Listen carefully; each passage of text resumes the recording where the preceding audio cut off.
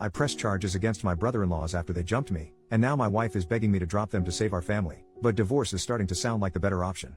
First, some backstory. I, 33M, met my wife, 33F, in college. It was a long-term physical relationship that turned serious at the end of our senior year. After graduation, I didn't have plans, so I decided to move to her hometown, a major southern city. I didn't know anybody, so we were together 24/7 and moved in together within a year. During this time, I met her family a few times. She had a huge extended family where her mom, Sharon, was the matriarch. Her dad died in a workplace accident, and her mom got a lot of money. She was smart and invested and is doing well. All of Sharon's siblings and nieces and nephews look to her for advice on all major life decisions. She's paid for school, weddings, and helped start businesses. My wife has two brothers who I always got along with. We would hang out independent of my wife a few times a year. We got married after 3 years, and when my son was born, Sharon bought us a house 3 blocks from hers. We had lived in a downtown loft-style apartment, and this was honestly a relief. But with the house came Sharon constantly being in my life. Coming in the house unannounced, unsolicited advice, and snide remarks at my expense. Eventually, 18 months later, we had a blow-up fight and I moved my family across town to an apartment. My wife was pissed and our relationship has deteriorated. At this point, Sharon hates me and has turned most of their family against me. I didn't see or go to any of her family events for over a year. My wife still saw her family, but because I wasn't invited and they were over 30 minutes away, it was much less. Sharon went from seeing her grandson almost every day to once a month. So her hate for me went through the roof. The incident. My wife had to work and I was asked to take my son to his cousin's birthday party. The party was at Sharon's house, and if it wasn't my son's first cousin, 6 months apart, I would have said no. It was tense the moment I walked in the house. The father of the birthday boy, brother-in-law, greeted me, but no one else spoke to me. I didn't mind and sat in the corner on my phone. This apparently pissed off Sharon because I was being rude. An argument ensues and I announce I'm leaving with my son. Sharon said, "You can go, but my grandbaby is staying." At this point I lost my cool and started cursing her out. I woke up on the front lawn. Apparently my two brother-in-laws beat the crap out of me in front of my kid. 2 of her cousins were helping me up and told me just to leave. I immediately called the police and said I was assaulted and my child was kidnapped. Police came and both brothers were arrested. Sharon lost her cool on the police and my wife drove up as her mother was being arrested for refusing to release my son. Her mom was eventually released, but her brothers were arraigned on assault charges. The father of the birthday boy had an assault charge from college, so he is facing some serious consequences.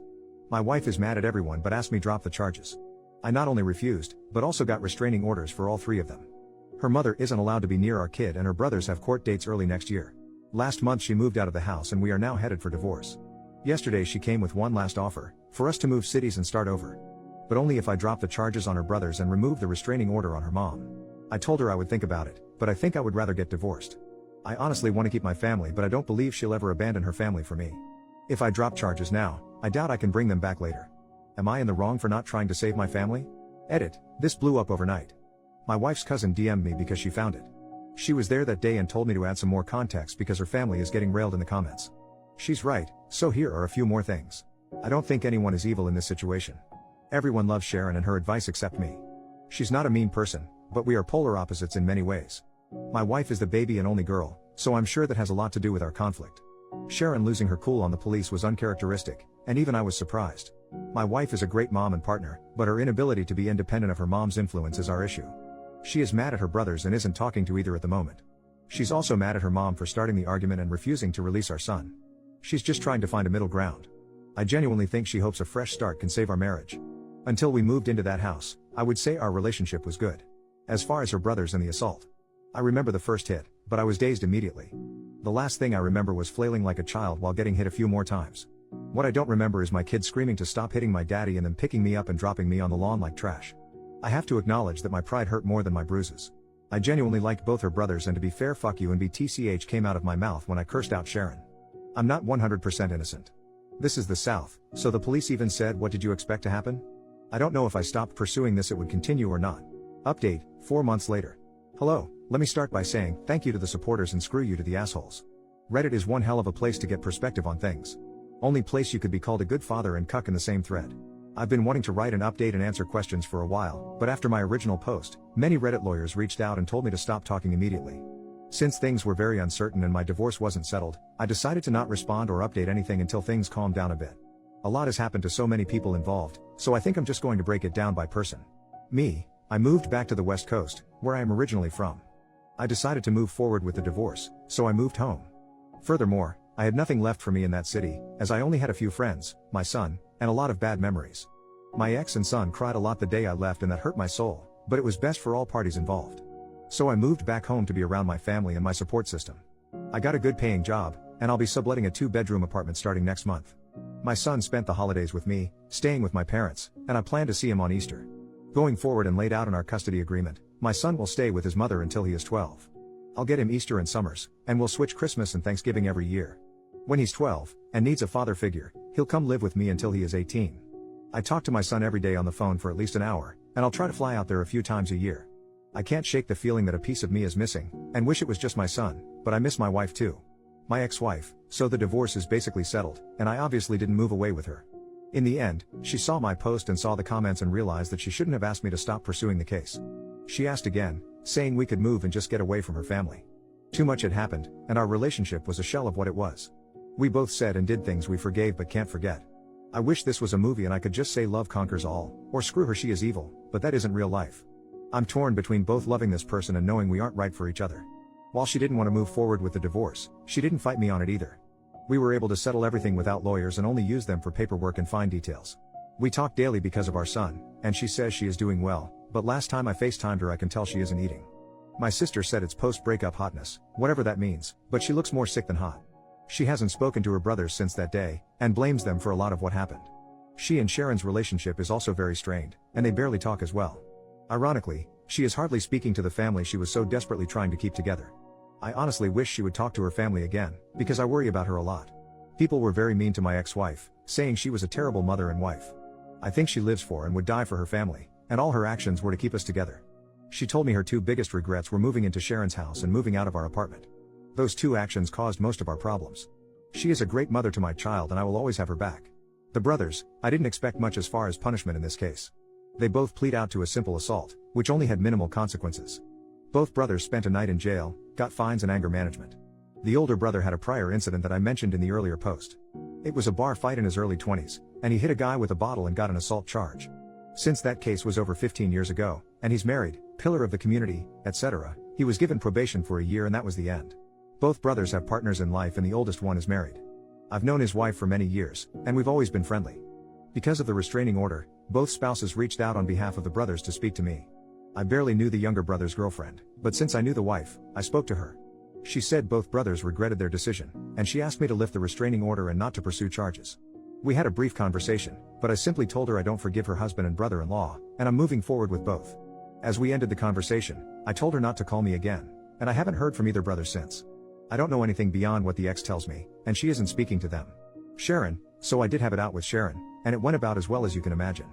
Here is a little backstory to our relationship. Let's start by saying my ex and her family are devout Christians who go to church weekly. I'm a lapsed Catholic who goes to church 3 times a year. I live a very moral and ethical life, but my belief system isn't centered on the church. Furthermore, I consider myself a moderate liberal, and their family is moderate conservatives. For example, I'm down for the Second Amendment, and Sharon supported gay marriage. Ideologically we were far apart but agreed on the important things in life. The real problems began when my son was going to be baptized. My mom wanted to get our son baptized Catholic and Sharon wanted him baptized Protestant. Lots of snide remarks about Catholics were said, but I let it go at the time. The ex and I decided to wait and let our son decide, which Sharon hated. When my ex started going back to church and I wasn't in attendance, that further widened the divide.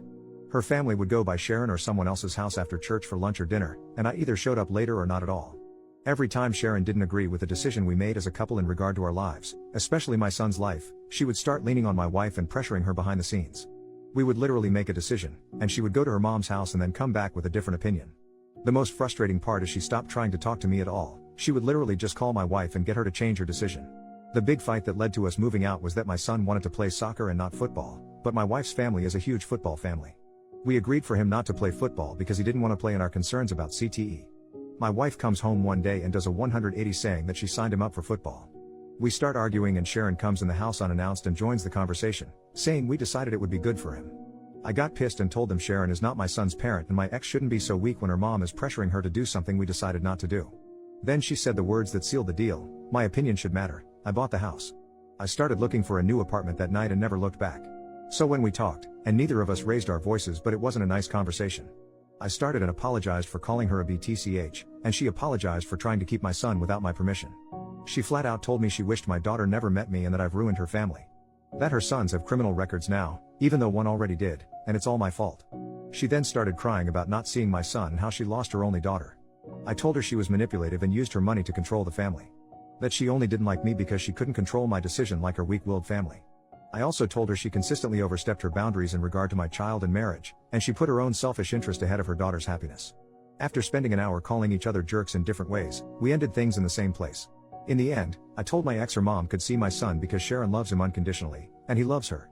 Call me stupid, but I think family is a big part of your upbringing. My mom isn't around him enough and every child needs a good grandma. The ex said she has been to a few family situations that were hard to avoid: wedding, funeral, Thanksgiving, but she leaves when her brothers come and my son doesn't leave her side. Sharon has seen my son and he has played with his cousin, birthday boy from original story, but she's keeping him from the family for the time being. My son, he's having a hard time with everything. It's not the fight, he thinks we were wrestling. He misses me a lot and cries on some of our phone calls. He's in therapy and all the sessions are about missing his dad and why we can't live together. It's been a few months, and it's slowly getting better, but we ruined his childhood and I take my share of responsibility in that. The cousin, she is my wife's first cousin, but they are more like sisters. Sharon is her aunt by marriage, and she was the first to warn me about the family. She was also eviscerated by the comment sections for having me add to the story.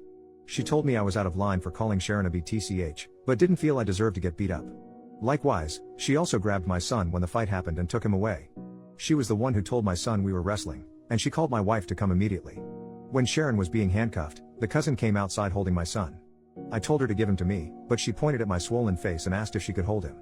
I trusted her enough in that situation to care for my son, so I respected her enough to add those details. She didn't deserve the shit comments either. Conclusion: in the end everyone in their family read the original post, but because of divorce and assault cases, no one directly contacted me other than my ex. It wasn't a hit to say the least, but I only care that it hurt my ex's feelings. I think seeing everything written out from my perspective opened her eyes. Obviously some things were left out and broad strokes were made to explain complex situations. In the end she said I didn't lie, but she thinks I painted her family in a horrible light. We thought about writing a joint update, but we aren't talking enough to make that happen. I told my ex about this post and asked if she wanted to read it before I posted, and she told me to write whatever I want. Nobody won here, we all lost. Relevant comments. Commenter number 1, I understand everything else, but did you really have to abandon your kid? OP, I knew I would get destroyed for this, but abandon is a strong word. I didn't abandon my son, I left for better opportunities in life for both of us. Both mentally and financially. My chosen profession has more opportunities here, I was only there for my wife and child. My career picked up during the pandemic because I could work remotely, but in-office work is becoming mandatory again. I was already going to have to quit or move companies, so the timing was right. Also, my mental health is 10 times better now that I have left the city. For months, I gave my child fake smiles while trying to be a good father. I was a shell of the man I wanted to be. I'm still broken by what's happened, but I'm in a better place mentally, and in the long term, I'll be better financially. Commenter, you left for better opportunities in life for both of us? For you, yes. For him, not really. OP, I was responding to something else you wrote, but saw you responded to this. Your assessment of my situation is understandable. But me working for less money and being constantly unhappy isn't good for my son either. If I could have stayed in state, trust me I would have, but the economy is screwed. I used all my savings to continue paying bills and lived with my parents for free to start over.